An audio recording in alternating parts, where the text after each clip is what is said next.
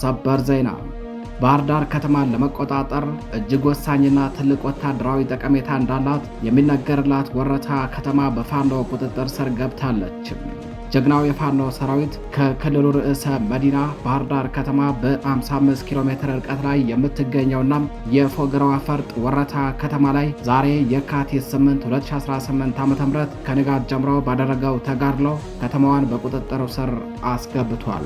ከጎንደር ባህር ዳር ስትመላለሺ ወረታን አታውቂም ብሎ ሰው አማሽ የሚለው አባባል ዛሬ ተሽሯል። ወረታም በፋኖ ታውቃለች። እሷም ሙሽሮቿን ተቀብላ ሽርጉድ እያለች ነው። በከተማዋ በተደረገው ተጋድሎ እስካሁን በትክክል የተቆጠረ ከ50 በላይ ያገዛዙ ወታደሮች አስከሬን ወድቋል። በከተማዋ ውስጥ የሚገኘው ትልቁ የአገዛዙ የመሳሪያ ዲፖ ተሰብሮ በርካታ የጦር መሳሪያ በፋኖ እጅ ገብቷል። ይህንን በሚመለከት ዝርዝር መረጃዎችን አጠናቅረናል፣ የምትሰሙት ይሆናል። በሌላኛው መረጃችን ወረታ ከተማን በቁጥጥሩ ስር ያደረገው አስፈሪው የፋኖ ጦር ግስጋሴውን ወደ ባህር ዳር ከተማ አድርጓል። በባህር ዳር ዙሪያ በገንጅ በኩል ጭስ አባይና በሌላኛው አካባቢ ደግሞ ደና ማርያም እንዲሁም በአዴ ዙሪያ ዴንሳ ባታ በፋኖ ቁጥጥር ስር ከገቡ ቀናት ተቆጥሯል።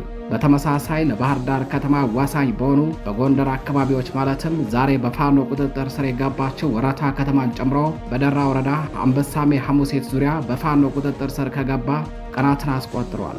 የአማራ ሕዝብ የሞትና የመከራ ምንጭ ሆነው የብአዴን ስብስብ ከትሞባት የምትገኘው ባህር ዳር ከተማ ዙሪያ ገባውን ተከባ የሙሽሮቿን መምጣት እየተጠባበቀች ነው። መረጃውን በዝርዝር አሰናድተነዋል፣ የምትሰሙት ይሆናል። በተያያዘ ዜና በወረታ ከተማ ከንጋት ጀምሮ በተደረገው ውጊያ በርካታ እግረኛ ወታደሮቹ የተደመሰሱበትና ከተማዋ በፋኖ ቁጥጥር ስር የገባችበት አገዛዙ ንጹሐንንና የሕዝብ መገልገያ ተቋማትን እንዲሁም መኖሪያ ቤቶችን ያነጣጠረ ተከታታይ የሆነ የሰው አልባ አውሮፕላን ድብደባ እየፈጸመ ይገኛል።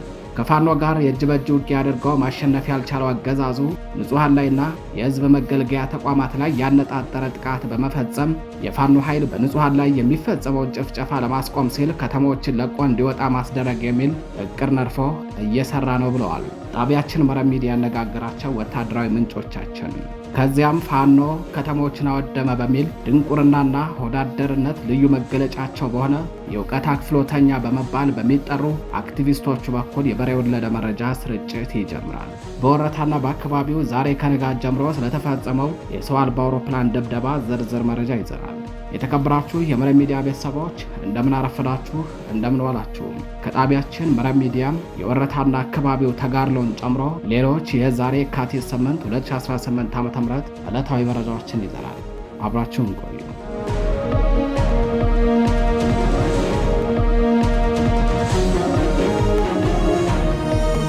ወደ ቀዳሚው መረጃችን አለፍን። ጀግናው የፋኖ ሰራዊት በርካታ የጠላት ኮንክሪት ምሽጎችን ሰብሮ ወረታ ከተማን ተቆጣጥሯል።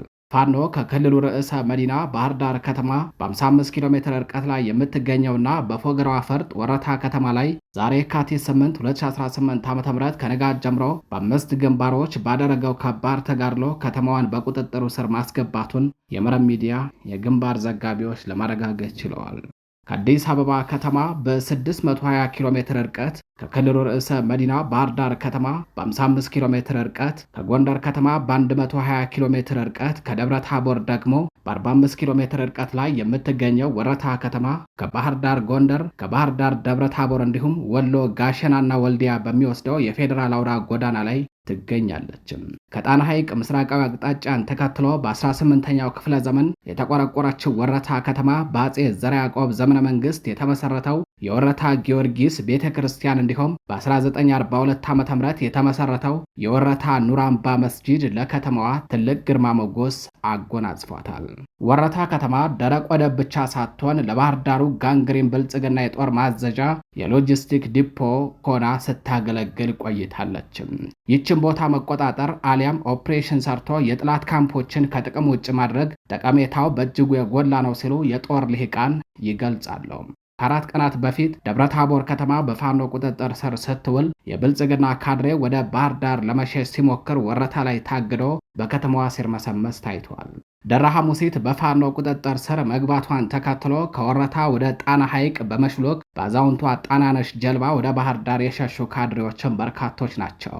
ይህች እጅግ ወሳኝና ትልቅ ወታደራዊ ጠቀሜታ ያላት ወረታ ከተማ ዛሬ የካቲት 8 2018 ዓ.ም ከንጋት 11 ሰዓት ጀምሮ በተደረገ ከባድ ተጋድሎ በፋኖ ቁጥጥር ስር መግባቷን ነው የጣቢያችን መረብ ሚዲያ ጋዜጠኞች ለማረጋገጥ የቻሉትም። ከጎንደር ባህር ዳር ስትመላለሺ ወረታን አታውቂም ብሎ ሰው አማሽ የሚለው አባባል ዛሬ ተሽሯል። ወረታ በእንቁ ልጆቿ ታውቃለች። እሷም እንቁ ልጆቿን ተቀብላ ሽር ጉድ ፏ ብትን እያለች ነው። የጾም ቅበላን ወረታ ላይ ያሳለፈው ፋኖ የተንሳይን ደግሞ አዲስ አበባ 4 ኪሎ ገብቶ ያሳልፍ ይሆናል ተብሎ ይጠበቃል። በከተማዋ ተከማችቶ የነበረው ከፍተኛ ቁጥር ያለው የብልጽግና መከላከያ ሰራዊት የአድማ ብተናና የሚኒሻ ፖሊስ ዛሬ ከንጋት ጀምሮ በጀግናው ፋኖ ክንድ ተደምስሶ ሞትና ቁስለኛ ከመሆን የተረፈው እግሬ አውጭኝ ፈርጥጧል።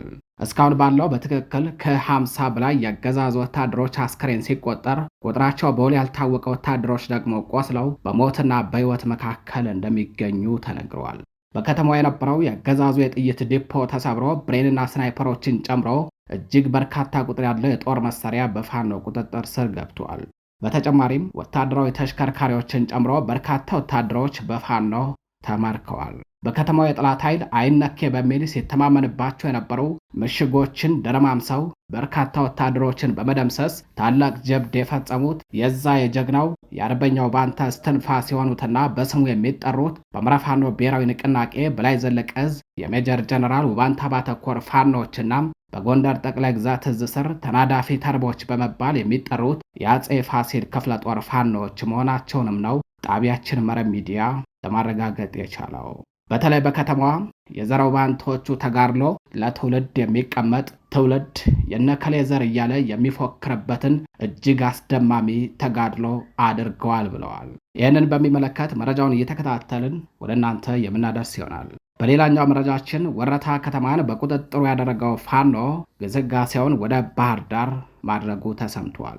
የአማራ ሕዝብ የሞትና የመከራ ምንጭ ሆነው የብአዴን ስብስብ ከትሞባት የምትገኘው ባህር ዳር ከተማ ዙሪያ ገባውን ተከባ የሙሽሮቿን መምጣት እየተጠባበቀች ነው። ጭስ አባይን ጨምሮ የከተማዋ ሳተላይት አካባቢዎች በፋኖ ቁጥጥር ስር ገብተዋል።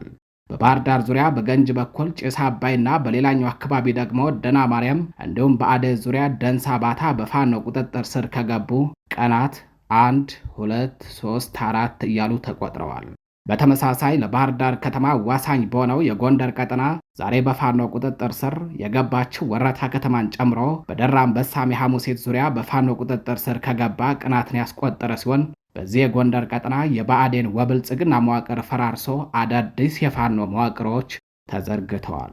አገዛዙ 4 ሰው አልባ አውሮፕላንን ጨምሮ በርካታ ሜካናይዝድ መሳሪያዎችንና በሺዎች የሚቆጠሩ ወታደሮችን በዚህ ቀጠና አሰልፎ ነገር ግን ሺፈሳም አንድ ጎማ አይነፋም ሆኖ ቀርቷል። የፋኖን ግስጋሴ ማስቆም የሚችል አንዳች ምድራዊ ኃይል ጠፍቷል።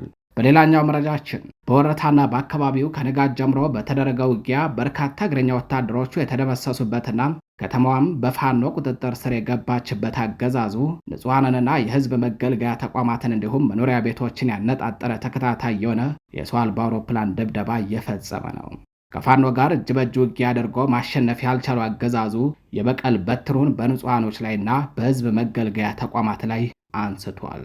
በእግረኛ ሰራዊቱ ተስፋ የቆረጠው አገዛዙ በአሁን ሰዓት በወረታ ከተማ ተከታታይ የሆነ የሰው አልባ አውሮፕላን ድብደባ ፈጽሟል። በከተማዋ ከረፋድ ጀምሮ የድሮን ቅኝት እየተደረገ ስለመሆኑ ጣቢያችን መረብ ሚዲያ ማርፈጃውን በማህበራዊ ትስስር ገጹ መዘገቡ አይዘነጋም።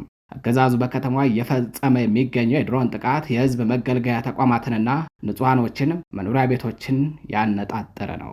ፋኖ ከክልሉ ርዕሰ መዲና ባህር ዳር ከተማ በ55 ኪሎ ሜትር ርቀት በምትገኘው ወረታ ከተማ ላይ ዛሬ የካቲት 8 2018 ዓ.ም ጀምሮ ባደረገው ከባድ ተጋድሎ የጥላት ምሽጎችን ድርምስምሳቸውን በማውጣት በርካታ የጥላት ኃይልን በመደምሰስ ከተማዋን በቁጥጥሩ ስር አስገብቷል። ከንጋት ጀምሮ በርካታ እግረኛ ወታደሮቹ የተደመሰሱበትና ከተማዋን በፋኖ ቁጥጥር ስር የገባችበት አገዛዙ ንጹሃንንና የህዝብ መገልገያ ተቋማትን እንዲሁም መኖሪያ ቤቶችን ያነጣጠረ የድሮን ጥቃት እየፈጸመ ነው። እስካሁን ባለው ከ7 ጊዜ በላይ የድሮን ጥቃት መፈጸሙ ተሰምቷል። በዚህም በርካታ ንጹሃኖች ሙትና ቁስለኛ ተደርገዋል። መኖሪያ ቤቶችም ወድመዋል። ጤና ተቋማትም በድሮን ድብደባ ተፈጽሞባቸዋል።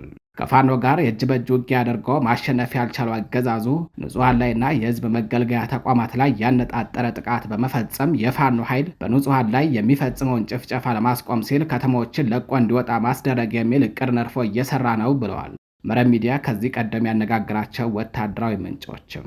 ከዚያም ፋኖ ከተሞችን አወደመ በሚል ድንቁርናና ሆዳደርነት ልዩ መገለጫቸው በሆነው የእውቀት አክፍሎተኛ በመባል በሚታወቁ አክቲቪስቶቹ በኩል የበሬ ወለደ መረጃ ስርጭትን ይጀምራል። ስለሆነም በአካባቢው የምትገኙ ነዋሪዎች በአንድ ላይ ከመሰባሰብ በመቆጠብ ራሳችሁን እንድትጠብቁ ከወዲሁ ጣቢያችን መልእክት ያስተላልፋል። ወደ ሌላኛው መረጃችን እናልፋለን። ፋኖ የወረዳ ካድሬዎች በሕገ ወጥ መንገድ ሊሸጡት የነበረውን የአፈር ማዳበሪያ በቁጥጥር ስር አውሎ ለአርሶ አደሩ በነፃ ማከፋፈሉ ተነገረ። የአገዛዙ ካድሬዎች አርሶ አደሩ እንዳይገዛ ከአቅሙ በላይ የሆነ የዋጋ ተመን ካወጡ በኋላ አርሶ አደሩ አልገዛም አለን በሚል ሰበብ ለነጋዴዎች ለማስረከብ በድብቅ ከዝነውት የነበረውን የአፈር ማዳበሪያ ነው ፋኖ በቁጥጥሩ ስር በመዋል ለአርሶ አደሩ ያከፋፈለው። ከቀናት በፊት በአንዳ ቤት ወረዳ ወለሽ ከተማን በቁጥጥሩ ስር ያደረገው በአማራ ፋኖ ብሔራዊ ንቅናቄ በላይ ዘለቀ ዕዝ ሜጀር ጀነራል ባንታባተ ኮር ጉና ክፍለ ጦር ስር የአንዳ ቤት ብርጌድ ፋኖ የወረዳው ካድሬዎች ከነጋዴዎች ጋር የጥቅም ትስስር በመፍጠር በድብቅ ሊሸጡት ከዝነው ያስቀመጡትን የአፈር ማዳበሪያ በመውረስ ለአርሶ አደሩ በነፃ ማከፋፈሉን የክፍለ ጦሩ ህዝብ ግንኙነት ክፍል ለመረብ ሚዲያ በላከው መረጃ አስታውቋል። ካድሬዎቹ የአፈር ማዳበሪያውን ተመጣጣኝ በሆነ ዋጋ ለማህበረሰቡ ከማከፋፈል ይልቅ በድብቅ እያወጡ ለባለ ሀብቶች ሲቸረችሩ እንደነበረና ለዘመድ አዝማዶቻቸው ሲያከፋፍሉ እንደነበር ነው የተጠቆመው። ካድሬዎቹ ያለፈው ዓመት በህዝብ ሀብት የተገዛን የአፈር ማዳበሪያ ከባለ ሀብቶች ጋር የጥቅም ሰንሰለት በመፍጠርና ለእነሱ በማስረከብ አርሶ አደሩ እጅግ ውድ በሆነ ዋጋ ከባለ ሀብቶች እንዲገዛ ያስደረጉ ሲሆን በዚህም ምክንያት ለመግዛት አቅማቸው ያልቻለ አርሶ አደሮች መሬታቸው ሳይታረስ ጦም አድሮ ለከባድ ችግር ተጋልጠዋል። እነዚህ የብልጽግና ካድሬዎች በህዝብ ሀብት የተገዛን የአፈር ማዳበሪያ ዘንድሮም ልክ እንደባለፈው ዓመት ለማድረግ በድብቅ ከዝነው ባስቀመጡት ነው በአንዳ ቤት ብርጌድ ፋኖ ተወርሶባቸው የአፈር ማዳበሪያው ለማህበረሰቡ በነፃ እንዲከፋፈል የተደረገው። በሌላኛው መረጃችን በአማራ ፋኖ ብሔራዊ ንቅናቄ ጎንደር ጠቅላይ ግዛት ዕዝ 206ኛ ከፍ ያለው ደሴ ኮር ገብርዬ ክፍለ ጦር ነፃ ባወጣቸው ቀጠናዎች ከማህበረሰቡ ጋር የሚያደርገውን ህዝባዊ ውይይት አጠናክሮ ቀጥሏል።